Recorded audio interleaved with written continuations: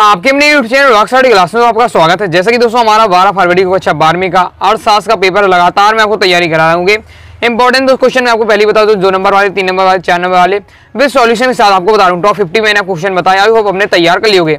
वस्तुनिष्ठ लगातार बताया जा रहा हूँ। पार्ट 1 और पार्ट 2 आ चुका है, नहीं देखा जाकर जो देखिए। ये आपका पार्ट 3 है। इसमें हमें कहा समष्टि अर्थशास्त्र चैप्टर से हमें क्या है अपने इंपॉर्टेंट क्वेश्चन देखने थे, मतलब आपने वस्तुनिष्ठ अपने कवर करने थे। चलिए देख लेते हैं। इससे पहले वाले चैप्टर के मैं आपको पार्ट 1 पार्ट 2 में वस्तुनिष्ठ बता चुका हूँ, जाकर जरूर देख लीजिए। देख लेते हैं समष्टि अर्थशास्त्र एक परिचय चैप्टर से अति महत्वपूर्ण वस्तुनिष्ठ प्रश्न हुए। तो समष्टि अर्थशास्त्र में अध्ययन किया जाता है तो समग्र किया जाता है। ध्यान रखिएगा आपका। इस समष्टि का नाम ही है समष्टि मतलब समग्र। इस प्रकार से याद रखते हैं कि समष्टि अर्थशास्त्र में हम क्या है समग्र अध्ययन करते हुए। नेक्स्ट, समूह की बनावट पर ध्यान न देना किस अर्थशास्त्र की प्रमुख समस्या है? तो ये क्या है समष्टि अर्थशास्त्र की। आगे देख लेते हैं। नेक्स्ट क्वेश्चन है हमारा, समष्टि अर्थशास्त्र का मुख्य यंत्र है। तो समष्टि अर्थशास्त्र का मुख्य यंत्र हो जाएगा आपका दोनों में से कोई नहीं होगी, मतलब ना आपका ना कीमत सिद्धांत है ना समान मूल्य, ये दोनों नहीं होगी। क्लियर कर लीजिए इसे। नेक्स्ट है दोस्तों आपका समष्टि अर्थशास्त्र अस्तित्व में आया। तो कब अस्तित्व में आया? तो इसका राइट आंसर हो जाएगा 1929 में के बाद। नेक्स्ट है आपका आर्थिक इकाई को हो सकती है। तो आर्थिक इकाई आपकी हो सकती है, इसमें आपका राइट आंसर हो जाएगा आपका डी नंबर का, सभी इसका आपका राइट आंसर हो जाएगा। नेक्स्ट है पारिवारिक क्षेत्र का कहते हैं। तो पारिवारिक क्षेत्र का हो जाएगा दोस्तों आपका फर्म और सरकार के अतिरिक्त दूसरा बड़ा क्षेत्र, ये आपका हो जाता है। आगे देख लेते हैं। हम देख लेते हैं रेगिस्तान की पूर्ति किस प्रकार से करनी है। इसमें दोस्तों हमारा पहला है राष्ट्रीय आय का अध्ययन दृष्टिकोण से नहीं बल्कि दृष्टिकोण से किया जाता है। तो समष्टि दृष्टिकोण से किया जाता है। और राष्ट्रीय आय की हमें अध्ययन करना है तो हमें क्या समष्टि दृष्टिकोण अपनाना पड़ेगा। नेक्स्ट है समष्टि अर्थशास्त्र को अर्थशास्त्र भी कहते हैं। तो समष्टि अर्थशास्त्र को क्या है सामूहिक अर्थशास्त्र कहते हैं। नेक्स्ट है समग्र के समूहों या इकाइयों में परस्पर पाई जाती है तो यह भिन्नता पाई जाती है, इसका राइट आंसर हो जाएगा। नेक्स्ट हमारा अर्थशास्त्र के निष्कर्ष सामूहिक या बड़े युगों पर लागू नहीं किया जा सकता। तो इसका राइट आंसर आपका व्यष्टि अर्थशास्त्र के निष्कर्ष हो गया है सामूहिक या बड़े युगों पर लागू नहीं किया जा सकता। नेक्स्ट है 5वां समष्टि दृष्टिकोण के विकास का श्रेय दिया जाता है। किसे दिया जाता है? तो किन्स इसका राइट है। किन्स को क्या है समष्टि दृष्टिकोण के विकास का श्रेय दिया जाता है। नेक्स्ट है विजातीय समूहों की समस्या अर्थशास्त्र में पाई जाती है। तो समष्टि अर्थशास्त्र में पाई जाती है। विजातीय समूह की समस्या समष्टि अर्थशास्त्र में पाई जाती है। कंप्लीट हो जाता है।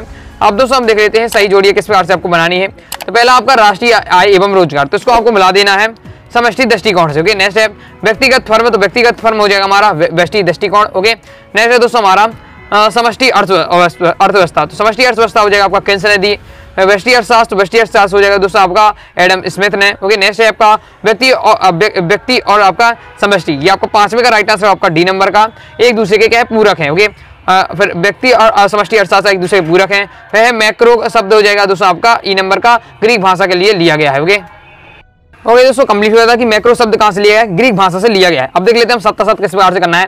7 में पहला है बेरोजगारी का विश्लेषण, व्यष्टि अर्थशास्त्र से संबंधित है। तो ये हमारा क्या हो जाएगा? ये हमारा असत्य हो जाएगा। बेरोजगारी क्या है आपका व्यष्टि आपका समष्टि से संबंधित, व्यष्टि से नहीं होगा। नेक्स्ट है किसी वस्तु का मूल्य निर्धारक व्यष्टि अर्थशास्त्र से अध्ययन किया जाता है। तो ये आपका हमारा क्या है सत्य हो जाएगा। नेक्स्ट है सूक्ष्म अध्ययन समष्टि अर्थशास्त्र से संबंधित है। तो ये भी हमारा असत्य हो जाएगा। सूक्ष्म नहीं किया जाता, पूरा विस्तृत इसमें क्या है समष्टि अर्थशास्त्र से संबंधित रहता है। आगे देख लेते हैं।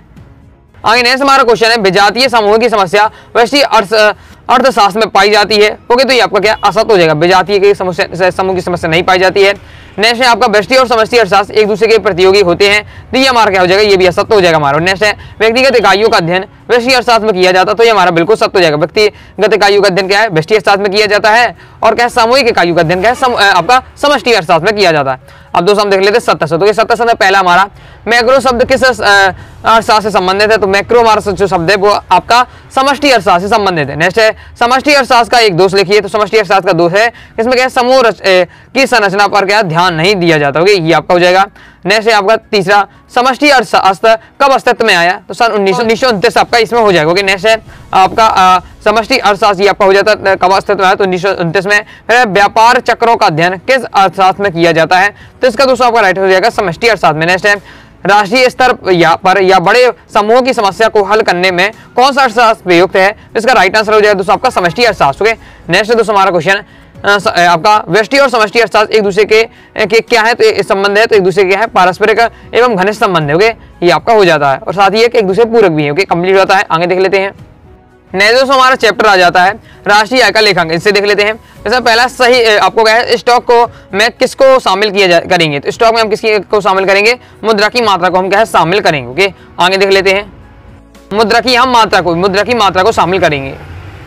नेक्स्ट दोस्तों हमारा क्वेश्चन है परिवार फर्मों को कौन सी सेवाएं प्रदान करते हैं? तो इसका दोस्तों आपका राइट आंसर है दूसरे का आपका डी नंबर का सभी, मतलब श्रम पूंजी उद्यम ये सभी आपके करते होंगे। ने में तीसरा है आपका निम्न में मध्यवर्ती वस्तु है, मध्यवर्ती आपको वस्तु बतानी है, तो इसका राइट आंसर आपका क्योला इसमें आपका क्या है मध्यवर्ती वस्तु। ओके, नेक्स्ट है दोस्तों आपका एक देश के भौगोलिक सीमाओं में एक वर्ष में उत्पादित सभी वस्तुओं और सेवाओं के मूल्यों का योग कहलाता है। तो चौथे का दोस्तों आपका राइट आंसर हो जाएगा दोस्तों ए नंबर का सकल घरेलू उत्पादन। ओके, नेक्स्ट है दोस्तों आपका पांचवा सकल घरेलू उत्पादन की गणना जब वर्तमान कीमतों के आधार पर की जाती है तो कहलाती है, तो ये आपकी कहलाती है मौद्रिक जीडीपी कहलाती है। ओके, नेक्स्ट है उत्पादन मूल्यों की गणना करते समय मूल्य लिया जाता है, तो कौन सा मूल्य लिया जाता है? इसका राइट आंसर हो जाएगा आपका अंतिम वस्तु का। ओके, आगे देख लेते हैं। अब दोस्तों हम देखेंगे रेगिस्तान की पूर्ति। पहला हमारा राष्ट्रीय आय लेखा प्रणाली के जन्मदाता है, तो राष्ट्रीय आय लेखा प्रणाली के जन्मदाता साइमन कुजनेट से आपके हैं। ओके, नेक्स्ट है उपभोक्ता वस्तुएं डेट उत्पाद होती हैं तो अंतिम उत्पाद होती है। नेक्स्ट है उपहार डेट आय है तो उपहार एक प्रत्यक्ष आय है। ओके, नेक्स्ट है सकल घरेलू उत्पाद माइनस मूल्यह्रास इक्वल टू हो जाएगा दोस्तों आपका राष्ट्रीय आय। ओके, नेक्स्ट है व्यय विधि को डेट विधि कहा जाता है, तो व्यय विधि को आपका क्या है उपभोग विधि कहा जाता है, नाम ये व्यय करना मतलब उपभोग करना। ओके, नेक्स्ट है दोस्तों आपका कर्मचारी का परिश्रम की गणना डेट विधि से की जाती है, तो कौन सी आय विधि से की जाती है। इस बार से आपके रेगिस्तान हो जाते हैं। आगे देख लेते हैं। नेक्स्ट हमारा सत्ता में देख लेते हैं, तो उसमें पहला हमारा सेवाओं का संग्रह किया जा सकता है, तो ये बिल्कुल आपका क्या असत्य हो जाएगा। ओके, सेवा का संग्रह नहीं किया जा सकता। ओके, जैसे एग्जांपल के लिए आप क्या नाई से जाते हैं बाल कटाने, होगे तो आपने बाल कटा लिए। ओके, ऐसा तो नहीं है कि आप उससे पहले से फिक्स कर ले हैं। ओके, और फिर आप उसके सिस्टम ले आए, फिर आप घर में आके उससे बाल कटवा सकते हो। जब चाहे मन चाहिए आपको दुकान जानी पड़ेगी फिर कटवानी पड़ेगी, तो सेवाओं का हम संग्रह नहीं कर सकते। नेक्स्ट हमारा वर्तमान समय में कोई भी अर्थव्यवस्था बंद अर्थव्यवस्था नहीं है, तो ये हमारा क्या है ये सत्य हो जाएगा। ओके, नेक्स्ट है लॉटरी से प्राप्त आय राष्ट्रीय आय का हिस्सा होती है, तो ये हमारा सत्य हो जाएगा, सत्य हमारा। नेक्स्ट आर्थिक व अनार्थिक कल्याण में भेद करना कठिन है, तो ये हमारा क्या सत्य हो जाएगा। नेक्स्ट है स्टॉक का संबंध समय अवधि से होता है, तो ये हमारा क्या हो जाएगा सत्य हो जाएगा। नेक्स्ट है राष्ट्रीय पूंजी में सेवाएं शामिल होती हैं, तो ये हमारा सत्य हो जाएगा। इस बार सत्य हो जाते हैं। आगे देख लेते हैं। नेक्स्ट दोस्तों हम देख लेते हैं सही जोड़िए। इसमें हमारा पहला है राष्ट्रीय पूंजी, तो राष्ट्रीय पूंजी दोस्तों हमारा क्या हो जाएगा इसमें। ओके, और नेक्स्ट हमारा दोस्तों स्वतंत्र वस्तु। ओके, तो इन दोनों का आंसर आपको कमेंट बॉक्स में बताना कि किसमें नहीं है। ओके, क्लियर करिएगा। आगे दोस्तों नेक्स्ट हमारा राष्ट्रीय आय, तो राष्ट्रीय आय को दोस्तों हमारी क्या होती है जीडीपी का मूल्यह्रास होती है। ओके, नेक्स्ट है खुली अर्थव्यवस्था, तो खुली अर्थव्यवस्था हो जाएगी दोस्तों आपका शेष विश्व में आर्थिक लेन देन। ओके, नेक्स्ट हमारा पूंजीगत वस्तु है, तो पूंजीगत वस्तु हो जाएगा हमारा, इसमें भी आपको क्लियर कर लीजिएगा। नेक्स्ट है मूल्यह्रास हो जाएगा हमारा दोस्तों आपका इसमें डी नंबर का प्रभाव। ओके, क्लियर करिएगा। इस जोड़ी अभी मुझे क्या है बहुत डाउट आ रहा है, इसको आपको क्या पूरी जोड़ी का इसका आंसर आप क्लियर करके कमेंट बॉक्स में बता दीजिए। ओके, नेक्स्ट है दोस्तों हमारा अब देख लेते हैं, एक शब्द एक उत्तर में देना है एक वाक्य में। तो पहला हमारा समय के विशेष बिंदु पर मापी गई मात्रा को क्या कहते हैं, तो मापी गई मात्रा को स्टॉक कहते हैं। ओके, नेक्स्ट है घिसावट व्यय का अन्य नाम क्या है, तो घिसावट व्यय को हम क्या है मूल्यह्रास भी कहते हैं। ओके, नेक्स्ट है जीडीपी का पूरा नाम, तो सकल घरेलू उत्पादन ग्रॉस डोमेस्टिक प्रोडक्ट इसका आपका हो जाएगा। ओके, नेक्स्ट है आपका किसी देश की राष्ट्रीय आय की गणना समानतः कितने वर्ष में की जाती है, तो इसका हो जाएगा एक वर्ष के लिए। ओके, नेक्स्ट है कृषि को किस क्षेत्र में शामिल किया गया है, तो कृषि को क्या है प्राथमिक क्षेत्र में शामिल किया गया है। नेक्स्ट है उत्पाद विधि का एक अन्य नाम क्या है, तो मूल्यह्रास विधि आपका मूल्य वृद्धि विधि हो जाएगा, मूल्य वृद्धि विधि। ओके, कंप्लीट हुआ था। आगे देख लेते हैं। ओके दोस्तों, अभी तक दोस्तों हमने अपने इकोनॉमिक्स से कंप्लीट कोर्स को ज्वाइन किया है, इकोनॉमिक्स से कंप्लीट कोर्स ज्वाइन कर सकते हैं। फायदा क्या रहेगा, आपको इसमें ऑल चैप्टर इंपॉर्टेंट क्वेश्चन मिल जाएंगे, साथ ही 2 नंबर 3 नंबर 4 नंबर इस बार से इंपॉर्टेंट क्वेश्चन विद सॉल्यूशन के साथ मिल जाएंगे, ऑब्जेक्ट क्वेश्चन रहेंगे। ओके, तो इसकी आपको क्या है फीस आपकी क्या है 99 रुपए, 50% ऑफ चल रहा, तो केवल 49 रुपए में दिया जा रहा है।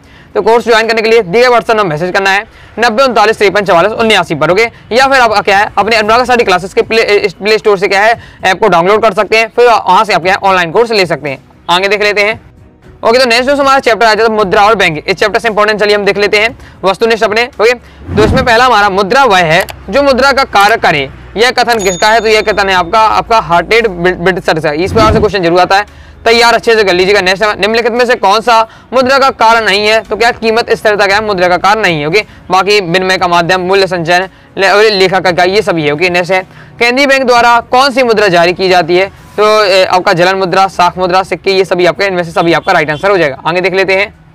नेक्स्ट है दोस्तों हमारा सेंट्रल बैंक ऑफ इंडिया क्या है, तो सेंट्रल बैंक ऑफ इंडिया हमारा कौन सी है, तो ये हो जाएगा हमारा एक केंद्रीय बैंक। नेक्स्ट है मुद्रा पूर्ति का नियमन कौन करता है, तो कौन करता है, इसका right answer reserve bank of India. Okay, अब दोस्तों हम देख लेते हैं रेगिस्तान की पूर्ति। इसमें हमारा पहला है विनिमय का माध्यम मुद्रा का कार्य है, प्राथमिक कार्य है। ओके, नेक्स्ट है साख सृजन में बैंक डेट डेट जमाएं उत्पन्न करते हैं, तो क्या है आपका व्युत्पन्न जमाएं उत्पन्न करते हैं। नेक्स्ट है भारतीय रिजर्व बैंक जिस ब्याज दर पर व्यावसायिक बैंकों को ऋण उपलब्ध कराती है उसे क्या है बैंको दर कहते हैं। ओके, बैंक दर इसे कहते हैं, बैंक दर इसका राइट आंसर हो जाएगा। नेक्स्ट है केंद्रीय बैंक और सरकार का डेट होता है, तो क्या है बैंकर होता है। नेक्स्ट है मूल्य मापन मुद्रा का डेट कार्य है, तो एक प्राथमिक कार्य कंप्लीट हो जाता है। आगे देख लेते हैं। आगे दोस्तों हमारा सत्य सत्य, उसमें पहला है हमारा सत्य में मुद्रा एक अच्छा सेवक है किंतु बुरा स्वामी है, तो ये हमारा क्या है बिल्कुल ये सत्य हो जाएगा। ओके, नेक्स्ट है लोगों में बैंकिंग का आदत कम होने पर मुद्रा की आपूर्ति बढ़ जाएगी, तो ये हमारा क्या है बिल्कुल असत्य हो जाएगा। नेक्स्ट है चालू खाते में ब्याज दर ऊंची होती है, तो ये हमारा क्या है बिल्कुल सत्य हो जाएगा। नेक्स्ट है अधिक विकसित केंद्रीय बैंक का उद्देश्य स्वतः लाभ प्राप्त करना है, तो ये हमारा सत्य हो जाएगा। कंप्लीट होता है। आगे देख लेते हैं। अब हम देख लेते हैं सही जोड़ी। ओके, सही जोड़ी यहाँ पहला है मुद्रा का प्राथमिक कार्य, तो इसका राइट आंसर मूल्य का मापन। नेक्स्ट है मुद्रा का गौण कार्य, तो इसका राइट आंसर आपका मूल्य का हस्तांतरण। नेक्स्ट है मुद्रा का आकस्मिक कार्य, तो मुद्रा के आकस्मिक कार्य का हो जाएगा सामाजिक आय का वितरण। ओके, मुद्रा संबंधित पूरे आपको कार्य बताए गए, कौन प्राथमिक है, कौन आपका हस्तांतरण वाला है, कौन मापन वाला। ओके, फिर चौथा है मुद्रा के अन्य कार्य, तो मुद्रा के अन्य कार्य में आप जाएगा तरल दायित्व। ओके, नेक्स्ट है अधिविष्कृत, ये आपका हो जाएगा दोस्तों आपका F नंबर का अस्थायी व्यवस्था। ओके, फिर नेक्स्ट आपका नगद साख, तो ये हो जाएगा दोस्तों आपका स्थायी व्यवस्था। ओके, इस बार से कंप्लीट हो जाता है। आगे देख लेते हैं। और नेक्स्ट चैप्टर देख लेते हैं। नेक्स्ट हमारा आय और रोजगार के निर्धारण वाले चैप्टर से, तो इसमें हमारा पहला है पूर्ति अपनी मांग स्वयं उत्पन्न करती है, यह कथन किसका है, तो यह कथन है दोस्तों आपका JB से गाँव के। नेक्स्ट है किस का रोजगार सिद्धांत निम्न में से किस पर निर्भर करता है, तो किस का रोजगार सिद्धांत किस पर निर्भर करता है, तो इसका दोस्तों आपका राइट आंसर हो जाएगा प्रभावपूर्ण मांग पर। ओके, आगे देख लेते हैं। आगे दोस्तों हमारा नेक्स्ट है MPC plus MPS equal to होता है, तो ये आपका इक्वल टू हो जाएगा आपका 201। ओके, नेक्स्ट है किस की विचारधारा के अनुसार आय के संतुलन का निर्धारक निम्नलिखित में से कौन है, इसका दोस्तों आपका राइट आंसर हो जाएगा चौथे का C नंबर का A और B, मतलब सामूहिक मांग भी और आपके सामूहिक पूर्ति। ओके, नेक्स्ट है पांचवा कि किस के सिद्धांत का संबंध है, तो किस का सिद्धांत का संबंध है प्रभावपूर्ण मांग प्रवृत्ति से। नेक्स्ट है कौन सा कथन सत्य है। ओके, तो कौन सा कथन सत्य है, तो उसका दोस्तों आपका right answer A number. Okay, K equal to होता है 1/MPC। ओके, अब देख लेते हैं हम दोस्तों रेगिस्तान की, तो रेगिस्तान में पहला हमारा APC इक्वल टू आपका APC आपका हो जाएगा, यहाँ आपका थोड़ा क्लियर कर लीजिएगा। ओके, ये आपका समझ में नहीं आ रहा है मुझे, तो इसे आप थोड़ा देख लीजिएगा। नेक्स्ट है प्रतिष्ठित दृष्टिकोण के अनुसार डेट कटौती बेरोजगारी को समाप्त करती है, तो इसका दोस्तों आपका राइट आंसर ब्याज एवं मजदूरी की दर से। ओके, नेक्स्ट है समग्र मांग एवं समग्र पूर्ति का अंतर कहलाता है, तो ये हमारा अंतर कहलाता है, कौन सा अंतर कहलाता है, इसको क्लियर करिएगा। आगे नेक्स्ट हमारा दूसरा चौथा अंतराल अतिरेक मांग की माप है, तो जगह स्फीतिक। ओके, स्फीतिक अंतराल हमारे अतिरेक की मांग है। तीसरा आप क्लियर करके मुझे कमेंट बॉक्स में बताइएगा। नेक्स्ट है अर्थव्यवस्था में डेट का बजट बनाकर न्यून मांग को ठीक किया जा सकता है। ओके, तो इसलिए इसका आंसर हो जाएगा आपका घाटे का बजट बनाकर क्या न्यून मांग को ठीक किया जा सकता है। ओके, नेक्स्ट स्फीतिक अंतराल को नियंत्रित करने के लिए बैंक दर को डेट पे की जानी चाहिए, तो बैंक दर में क्या है वृद्धि की जानी चाहिए। कंप्लीट होता है। अब दोस्तों हम देख लेते हैं 27। ओके, 27 में पहला हमारा दोस्तों रोजगार के सिद्धांत का प्रतिपादन सर्वप्रथम मार्शल ने किया, तो ये हमारा सत्य हो जाएगा। नेक्स्ट हमारा दोस्तों किसका रोजगार सिद्धांत पूर्ण प्रतियोगिता पर आधारित है, तो ये हमारा क्या हो जाएगा बिल्कुल सत्य हमारा हो जाएगा। नेक्स्ट है पूर्ण रोजगार का आशय शून्य बेरोजगारी नहीं होता है, तो ये भी हमारा सत्य हो जाएगा। नेक्स्ट है भविष्य में ब्याज दर में वृद्धि बचतों को कम कर देती है, तो ये हमारा क्या हो जाएगा, ये भी हमारा असत्य हो जाएगा। नेक्स्ट है जिस अनुपात में अब आय बढ़ती है उसी अनुपात में उपभोग व्यय नहीं बढ़ता, तो ये भी आपका सत्य हो जाएगा। ओके, यहाँ आपका आय होगा। ओके, इस प्रकार से कंप्लीट होता है। आगे देख लेते हैं। ओके, हमारी ये सही जोड़ी है, सही जोड़ी है हमारा, इस प्रकार से आपको सही जोड़ी मिलाना है। इसके आंसर इस प्रकार से तैयार कर लीजिए, इस टाइप पे जरूर एक आता है जिसमें आपको पूरा क्या कंप्लीट करना पड़ता है फॉर्मूला। इस प्रकार से आपकी फॉर्मूला दिए इस चैप्टर के सभी फॉर्मूला आप तैयार कर लीजिएगा, ये आपका दिया हुआ तैयार जरूर कर लीजिए प्रैक्टिस अपने से। नेक्स्ट है अपना एक शब्द में उत्तर। पहला हमारा रोजगार का परंपरावादी सिद्धांत किस प्रतियोगिता की मान्यता पर आधारित है, तो इसका राइट आंसर है स्वतंत्र प्रतियोगिता की मान्यता पर। ओके, नेक्स्ट है किसने अपने सिद्धांत में किस अर्थव्यवस्था की मान्यता ली, तो इसका हो जाएगा नियंत्रित अर्थव्यवस्था की। ओके, नेक्स्ट है सीमांत उपभोग प्रवृत्ति का सूत्र बताना है, तो ये होता है आपका MPC आपका delta C upon delta Y। Next है हमारा 1 - APC के बराबर होता है, तो इसका हो जाएगा आपका APS की। ओके, नेक्स्ट है गुणक का आकार किस पर निर्भर करता है, तो सीमांत उपभोग प्रवृत्ति। कंप्लीट हो जाता है। आगे देख लेते हैं। ओके दोस्तों, नेक्स्ट हमारा चैप्टर है सरकारी बजट एवं अर्थव्यवस्था। देख लेते हैं। इसमें पहला हमारा प्रत्यक्ष कर है, तो प्रत्यक्ष हमारा आयकर और क्या उपहार कर, ये दोनों हमारे क्या प्रत्यक्ष कर है। आगे देख लेते हैं। ओके, तो नेक्स्ट हमारा निम्न में से किस अप्रत्यक्ष कर में शामिल करेंगे। ओके, तो सेकंड हमारा निम्न में से किसे अप्रत्यक्ष कर में शामिल करेंगे, तो इसका दोस्तों आपका राइट आंसर हो जाएगा C नंबर का दोनों A और B को, मतलब उत्पाद शुल्क को भी और बिक्री कर को भी। नेक्स्ट हमारा इनमें से कौन सा व्यय एक और पुल के निर्माण में होगा? तो इसका दोस्तों आपका राइट आंसर हो जाएगा पूंजीगत व्यय। नेक्स्ट है दोस्तों हमारा बजट की अवधि होती है, तो बजट की अवधि होती है हमारी कितनी? वार्षिक होती है। नेक्स्ट है हमारा विकासशील राष्ट्रों के लिए कौन सा बजट सबसे उपयुक्त होता है? तो विकासशील देशों के लिए होता है आपका घाटे का बजट। नेक्स्ट है राजकोषीय घाटा होता है, राजकोषीय घाटा होता है हमारा कौन सा? कुल बजट व्यय माइनस कुल बजट प्राप्ति। ओके, नेक्स्ट है दोस्तों हमारा रेखा की पूर्ति करना है। पहला हमारा डेट डेस एक सरकारी दस्तावेज है, तो बजट इसका राइट आंसर हो जाएगा।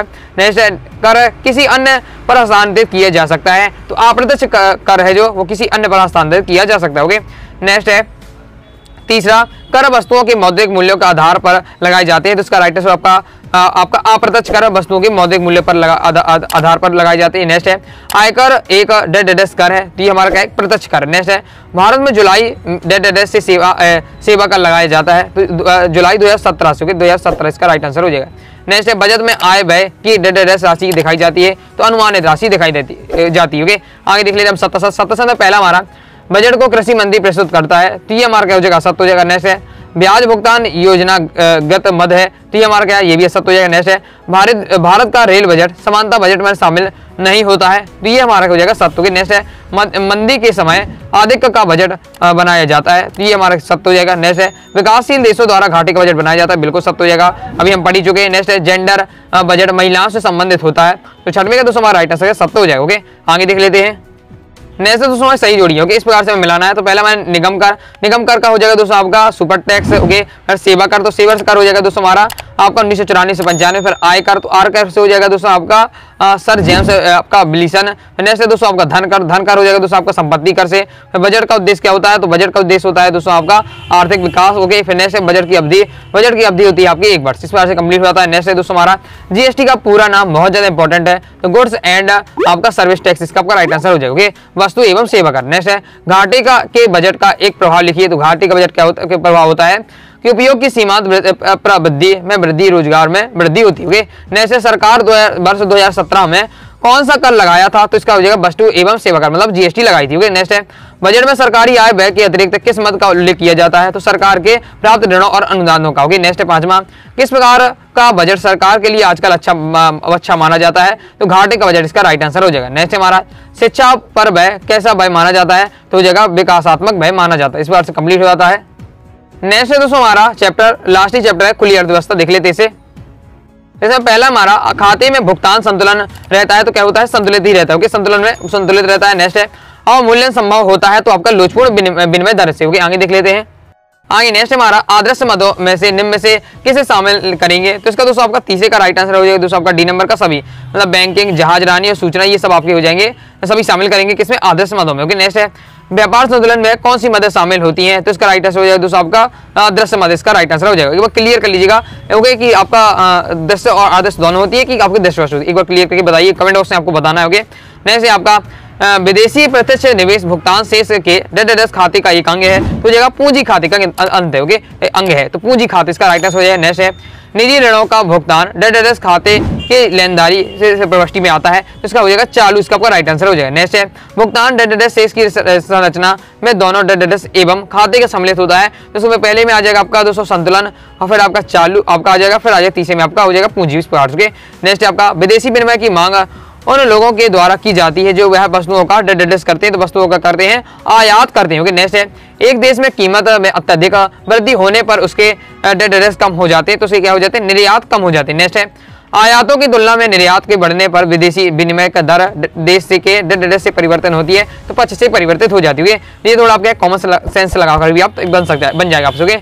नेक्स्ट हम 7 देख लेते, तो पहला हमारा बैंक दर बढ़ने पर विदेशी विनिमय दर देश के पक्ष में हो जाती है, सत्य हो जाएगा। नेक्स्ट है पूंजी का निर्यात करने वालों द्वारा विदेशी विनिमय की पूंजी की जाती है, तो ये भी आपका सत्य हो जाएगा।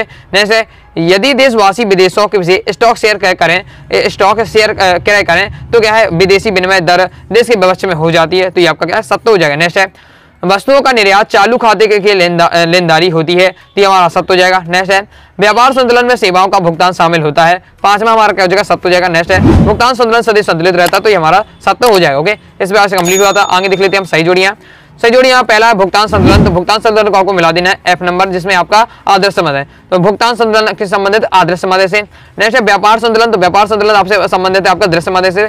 ओके, नेक्स्ट है चालू खाते की कीमत है, तो चालू खाते की मदद हो जाएंगे दोस्तों आपका तीसरे का हो जाएगा ए नंबर का बीमा से। ओके, और पूंजी खाते की मदद हो जाएगी दोस्तों आपका विनियोग से। ओके, आगे देख लेते हैं।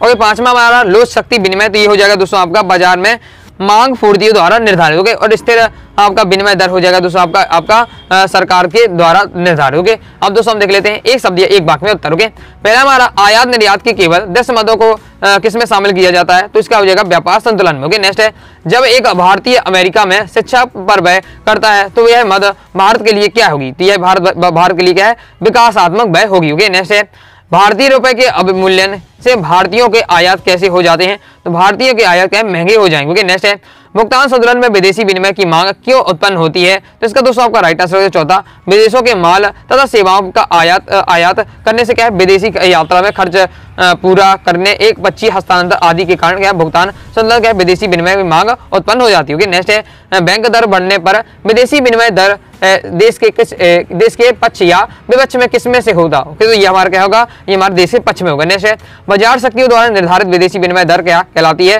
तो यह कहलाती है अन्य लोचपूर्ण विनिमय दर। ओके, इस प्रकार से कंप्लीट हो जाता है। इस प्रकार से हमने दोस्तों क्या है कंप्लीट चैप्टर के वस्तुनिष्ठ तैयार किए हैं।